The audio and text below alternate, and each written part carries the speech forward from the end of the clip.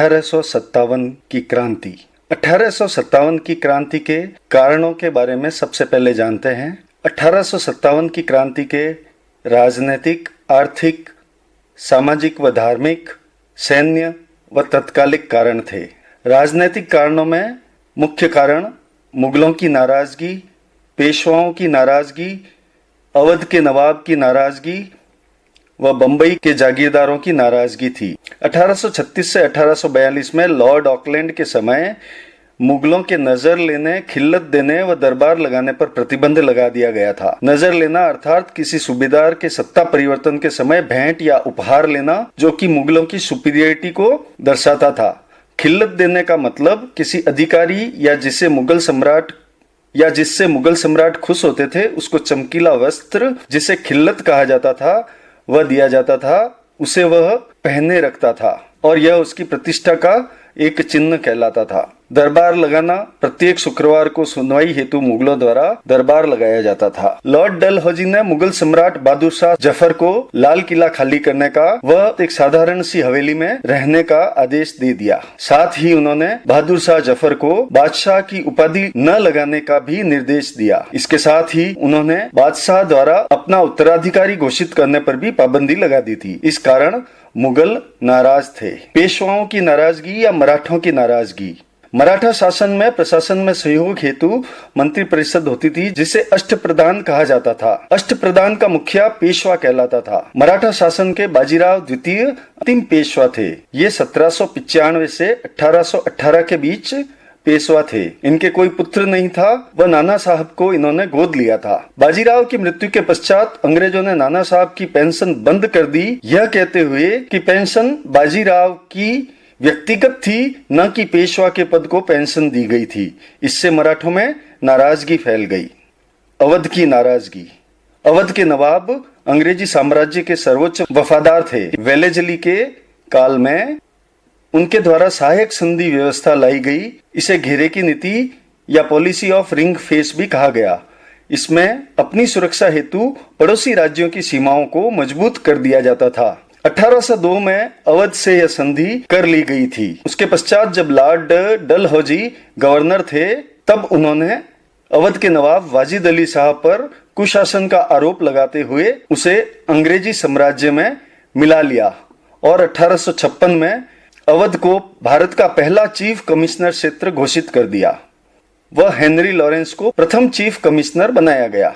कुशासन का यह आरोप जेम्स आउट्रम की रिपोर्ट पर वाजिद अली शाह पर लगाया गया, जो कि बिल्कुल ही गलत था।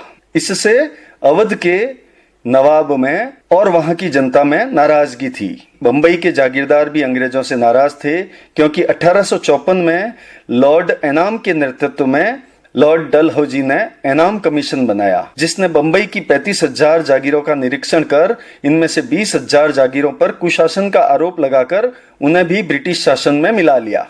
इन राजनीतिक कारणों के अलावा अब जानते हैं आर्थिक कारणों के बारे में। 1757 का प्लासी युद्ध व 1764 बक्सर युद्ध में बंगाल के नवाबों को हराने के बाद 1765 में सभी राजस्व अधिकार अंग्रेजों को मिल गए। इन्हें दीवानी अधिकार भी कहते थे। जब अंग्रेजों को सभी दीवानी अधिकार मिल गए और उन्होंने बंगाल पर अधिकार प्राप्त कर लिया, उसके पश्चात उन्होंने अमानवीय शोषण प्रारंभ कर दिया। उन्होंने भारत के प्राकृतिक संसाधनों का अंधाधुंध दोहन शुरू किया और यहां से और भारत की संपदा को बाहर भेजा जाने लगा। दादा भाई नेहरू द्वारा सर्वप्रथम धन निष्कासन सिद्धांत ड्रेन थ्योरी 1862 में प्रस्तुत किया गया। यह सिद्धांत उनकी किताब the poverty and un British rule में लिखा गया था। उस समय भारत के उद्योग धंधे चौपट हुए। किसानों को जबरन कच्चा माल अंग्रेजों को कम दामों पर बेचना पड़ता था। इस कच्चे माल को इंग्लैंड भेज दिया जाता था और वहां तैयार माल को यहां लाकर ऊंचे दामों पर बेचा जाता था। इससे यहाँ के किसानों को अपनी फसल का दाम कम मिलता था और उसके साथ ही यहाँ के उद्योग धंधे चौपट हो गए। इसके अलावा उन्होंने जमींदारों को जमीन का मालिक बनाकर उनके द्वारा लगान वसूली शुरू की, जिससे कृषक वर्ग में असंतोष बढ़ा। स्थायी बंदोबस्ती कानून व सूर्यास्त कानून से भी कृषक वर्ग में असंतोष फैला। सूर्यास्त कानून में यदि कोई लगान नहीं भर पाता था तो उसकी भूमि का मालिक अंग्रेज हो जाते थे। ब्रिटिश भारत के 19% भाग पर गवर्नर कॉर्नवालिस द्वारा 22 मार्च 1793 से यह बंदोबस्ती कानून व सूर्यास्त कानून लागू किया गया। जब जमींदार संपन्न होने लगे तब रैयतवाड़ी व्यवस्था लागू की गई। इसे कैप्टन रीड ने 1792 ईस्वी में मद्रास प्रेसिडेंसी 12 महल में प्रयोगात्मक रूप से लागू की। दक्षिण में जमींदार कम थे, अतः बंबई व मद्रास में यह व्यवस्था लागू की गई। मुनरो ने इसे 1820 में तमिलनाडु में व एल्फिंस्टन ने मुंबई में लागू की। इस व्यवस्था का सर्वे प्रिंगले, गोल्ड स्मिथ व बेनगेट द्वारा किया गया। रैयतवाड़ी 51% ब्रिटिश भारत पर लागू कर दी गई। यह व्यवस्था अंग्रेजों के लिए सर्वाधिक सफल रही। कर उपज आधारित था, अतः अंग्रेजों का दैनिक हस्तक्षेप बढ़ा व कर वसूली बहुत सख्ती से होने लगी। परंतु उपज आधारित कर होने के कारण घूसखोरी को भी बल मिला। इसके पश्चात हॉल्ट मैकेंजी द्वारा बचे हुए 30% भाग पर, जो कि हस्तांतरित राज्य थे जैसे आगरा, अवध इत्यादि में 1819 में महालवाड़ी व्यवस्था लागू की गई। इसमें खेतों के समूह को महाल कहते थे। इसमें कर समूह को देना होता था। 1819 में इसे लागू किया गया व 1822 में रेगुलेशन 7 के तहत इसे कानून बना दिया गया।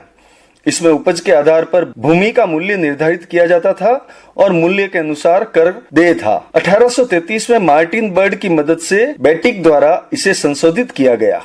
वेलेजिली की सहायक संधि इस प्रकार थी, जिन राज्यों से यह संधि की जाती थी उन राज्यों को इन शर्तों को मानना होता था कि वे अंग्रेजों की पूर्ण संप्रभुता स्वीकार करेंगे।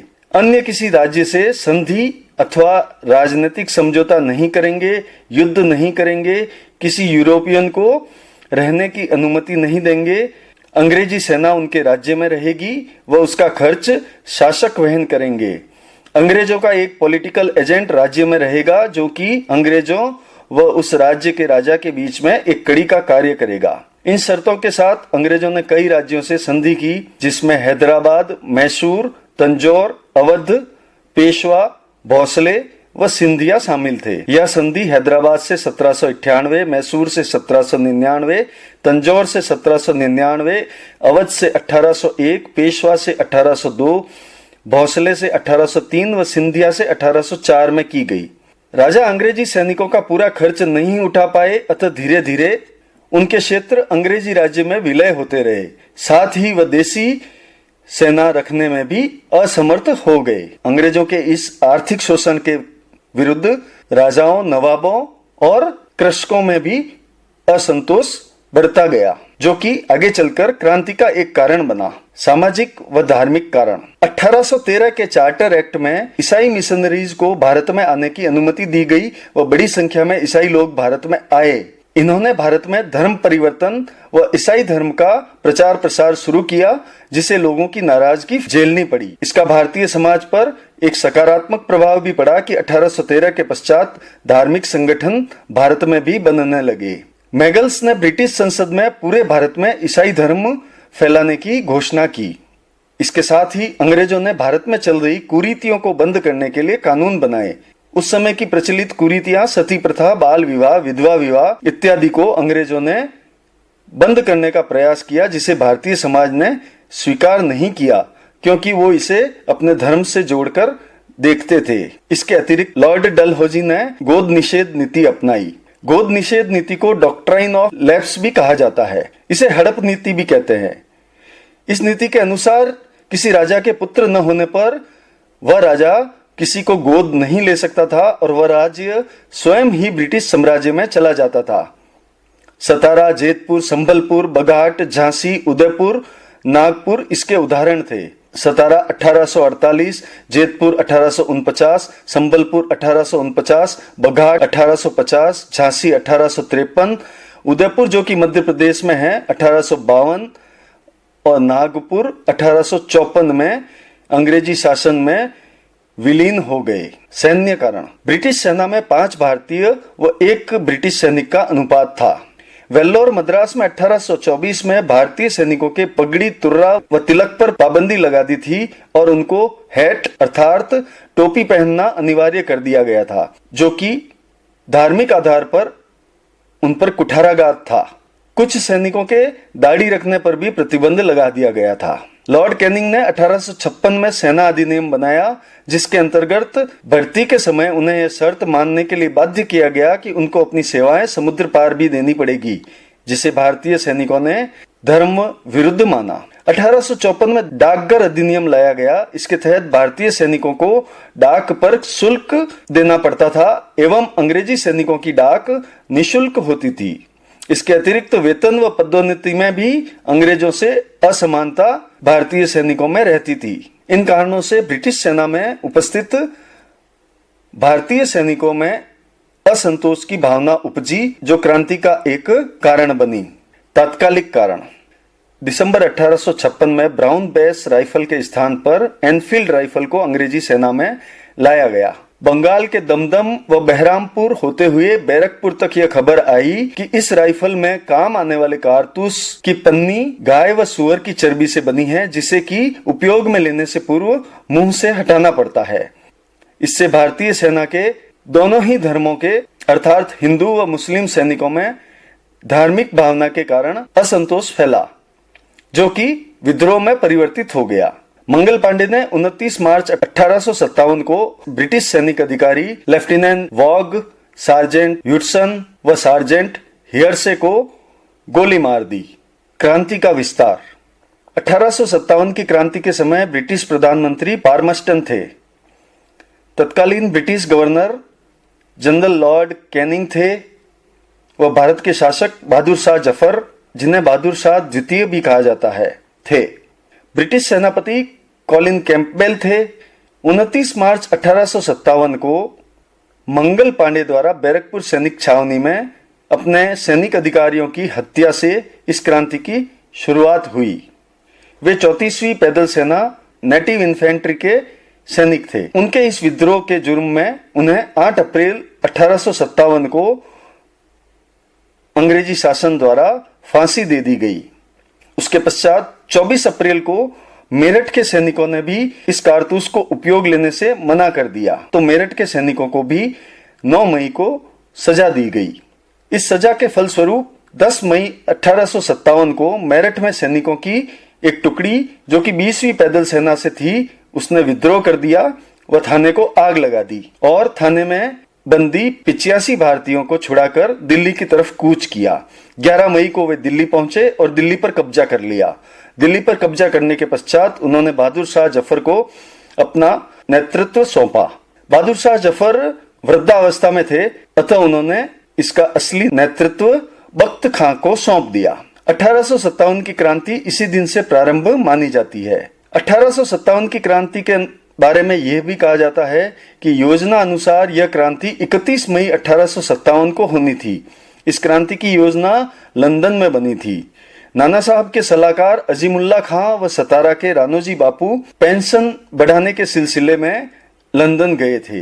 वहां पर इन दोनों की मुलाकात हुई थी और वहीं पर इस क्रांति की योजना बनी थी। जब मेरठ की टुकड़ी ने 12 मई को बहादुर शाह जफर को अपना नेता स्वीकार किया, इस विद्रोह को दबाने के लिए जॉन निकलसन ने संघर्ष किया, लेकिन उसकी इस संघर्ष में मृत्यु हो गई।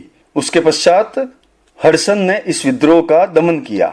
विद्रोह के दमन के पश्चात बहादुर शाह जफर को रंगून निर्वासित कर दिया गया, जहां 1862 में उनकी मृत्यु हो गई।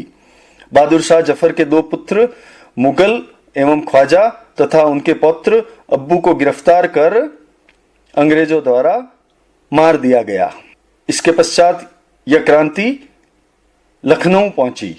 लखनऊ तत्कालीन अवध के नवाब को अंग्रेजों द्वारा गिरफ्तार कर लिया गया था, अतः इस विद्रोह का नेतृत्व उनकी पत्नी बेगम हजरत महल के द्वारा किया गया। बेगम हजरत महल ने अपने 2 वर्षीय पुत्र बिरजिस कादिर को उत्तराधिकारी घोषित किया व विद्रोहियों का नेतृत्व किया। इन्होंने अंग्रेज अधिकारी हेनरी लॉरेंस को मार दिया था। उसके पश्चात हैवलॉक व आउटरस ने विद्रोह को दबाने की कोशिश की, लेकिन वे सफल नहीं हुए। अंततः इस विद्रोह को कैंपबेल ने दबाया और बेगम हजरत महल नेपाल चली जाती है। 5 जून 1857 को कानपुर में नाना साहब अर्थात धोंदू पंत एवं तांत्या टोपे अर्थात रामचंद्र पांडुरंग के नेतृत्व में क्रांति कानपुर में फैली। मध्य प्रदेश के नरवर के जंगलों में मानसिंह नरूका द्वारा धोखा देकर तांत्या टोपे को अंग्रेजों ने बंदी बना लिया। नाना साहब नेपाल चले गए। इस कारण तांत्या टोपे को 18 अप्रैल 1859 को शिवपुरी दुर्ग में फांसी दे दी गई। कानपुर में हुए विद्रोह को भी कैंपबेल ने ही दमित किया था। हालांकि तांत्या टोपे गिरफ्तार होने से पूर्व झांसी की रानी के साथ भी विद्रोह में सहयोगी रहे थे। 5 जून 1857 को दामोदर राव की विधवा लक्ष्मीबाई ने अपने पुत्र को सत्ता दिलाने हेतु कर्नल यूरोज से संघर्ष किया। तांत्या टोपे ने ग्वालियर में लक्ष्मीबाई का साथ दिया था, लेकिन ग्वालियर के सिंधिया सम्राटों ने अंग्रेजों का साथ दिया था। झांसी की रानी के उपनाम महलपरी, मनुबाई और मणिकर्णिका भी थे। कर्नल ह्यूरोज ने युद्ध के पश्चात कहा था कि विद्रोहियों में झांसी की रानी अकेली मर्द थी। अथवा आवा एवं जगदीशपुर बिहार का विद्रोह। 8 जून 1857 को यह विद्रोह बिहार के जगदीशपुर में बाबू कुंवर सिंह के नेतृत्व में शुरू हुआ। बाबू कुंवर सिंह 80 वर्ष के थे। इस विद्रोह में उनका साथ उनके पुत्र अमर सिंह ने भी दिया। बाबू कुंवर सिंह के बारे में कहा जाता है कि वो बहुत वीर थे और वो अंग्रेजों से जीतते हुए उत्तर प्रदेश तक जा पहुंचे। इनके विद्रोह का दमन विलियम टेलर द्वारा किया गया। इलाहाबाद में भी 1857 का विद्रोह हुआ, जो मौलवी लियाकत अली के नेतृत्व में हुआ और इनको जनरल नील ने हराया। फैजाबाद में मौलवी अहमदुल्लाह के नेतृत्व में विद्रोह किया गया। इन्होंने इस विद्रोह को जिहाद का नाम दे दिया। ये इतने देश प्रेमी व वीर थे कि अंग्रेजों ने इन पर 50,000 का इनाम घोषित कर दिया और इस इनाम के लालच में इनकी हत्या कर दी गई।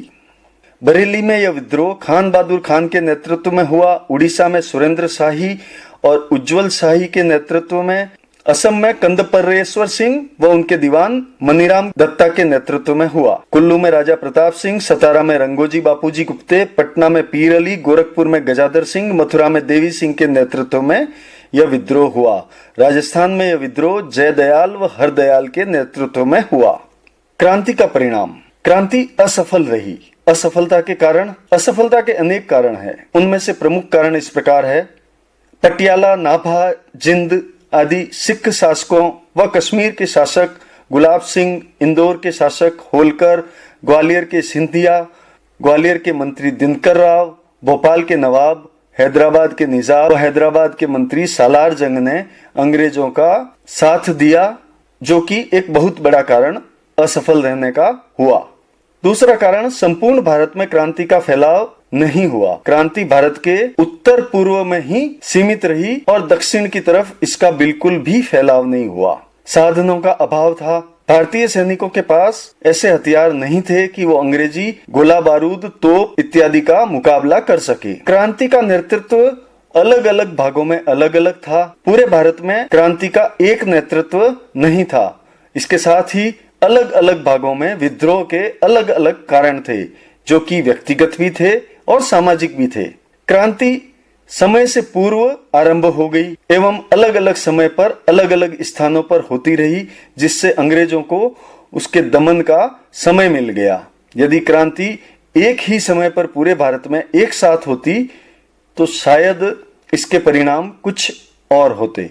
शिक्षित वर्ग ने इस आंदोलन से दूरी बनाई रखी। सभी जमींदार भी इस क्रांति के समर्थन में नहीं थे, क्योंकि कुछ जमींदारों को अंग्रेजों ने अपना स्वामी भक्त बना लिया था। क्रांति के उद्देश्य स्पष्ट नहीं थे। सभी अपने हितों के लिए विद्रोह कर रहे थे, अर्थात समान उद्देश्य नहीं थे। इस कारण क्रांति असफल रही। क्रांति असफल होने के बावजूद भी अपना प्रभाव छोड़ती है। इसके महत्व को इस प्रकार समझा जा सकता है कि 1 नवंबर 1858 को इलाहाबाद दरबार के माध्यम से लॉर्ड कैनिंग द्वारा ब्रिटिश महारानी विक्टोरिया का घोषणा पत्र पढ़ा जाता है। यह घोषणा पत्र मिंटो पार्क में पढ़ा जाता है।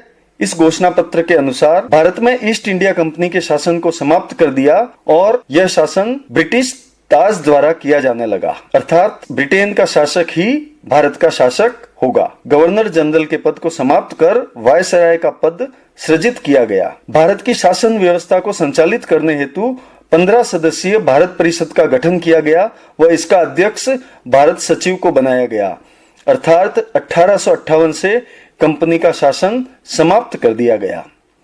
भारत के प्रथम भारत सचिव लॉर्ड स्टेनले, द्वितीय चार्ल्स वुड व तृतीय विलियम्स हारे थे। लॉर्ड कैनिंग भारत के अंतिम गवर्नर जनरल व भारत के प्रथम वायसराय बने। मुगल सम्राट का पद समाप्त कर दिया गया। जिन राजाओं ने अंग्रेजों की सहायता की उनको विभिन्न उपाधियां दी गई।